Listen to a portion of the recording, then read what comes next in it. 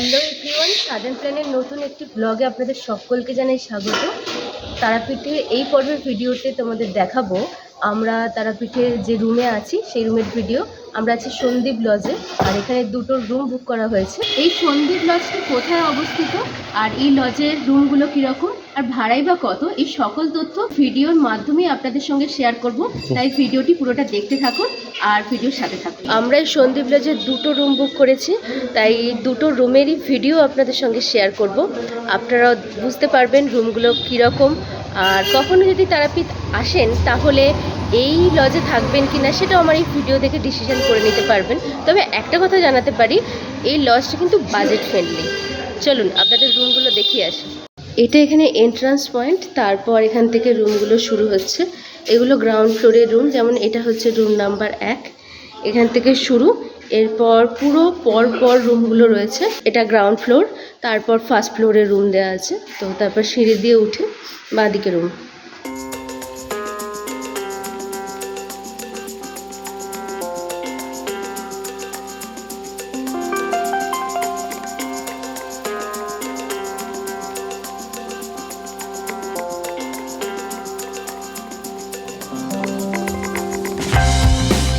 রুমগুলির review এবং এই লজটার সুবিধা অসুবিধা সকল তথ্যই ভিডিওর মধ্যেই রয়েছে, তাই ভিডিওটি স্কিপ না করে পুরোটা দেখতে থাকুন। আর এখানে আমাদের রুম নাম্বার 19। আমার বাবা মা যেটা আছে সেটা রুম নাম্বার 14। আপনাদের দেখাই, রুমটার নাম্বারটা এখানে দেওয়া থাকে। দেখুন, রুম নাম্বার 14।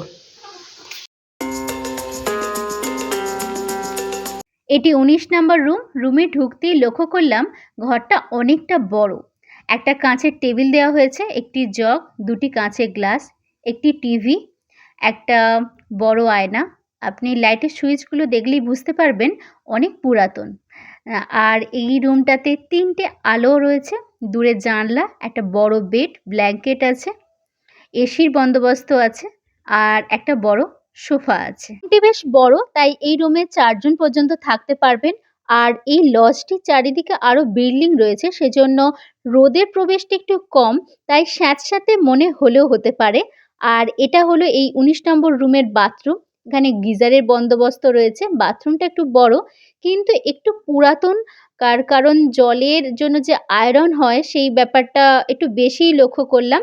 আর গিজারের জন্য ওনাদের আধা ঘন্টা আগে বলে দিতে হবে। এটা 14 নাম্বার রুম।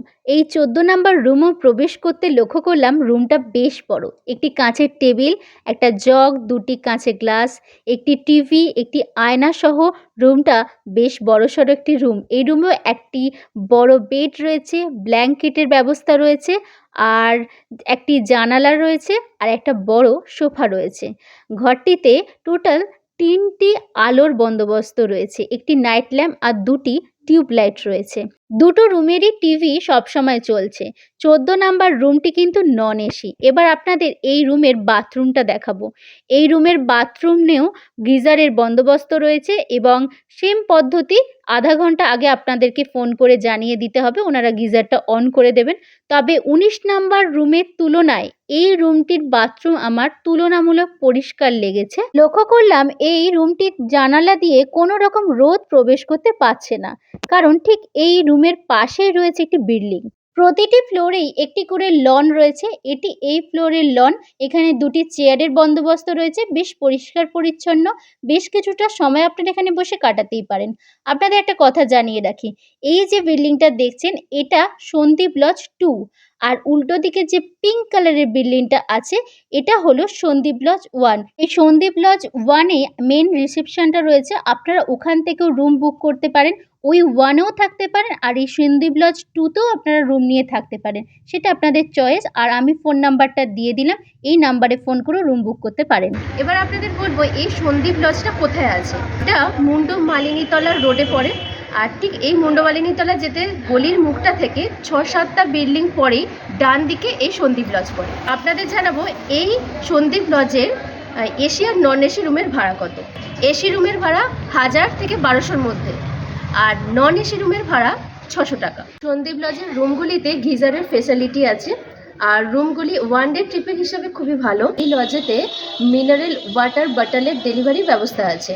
যেমন আমাদের বিসলারির 20 লিটারের ওয়াটার বটলের চার্জ নিয়েছে 150 টাকা করে।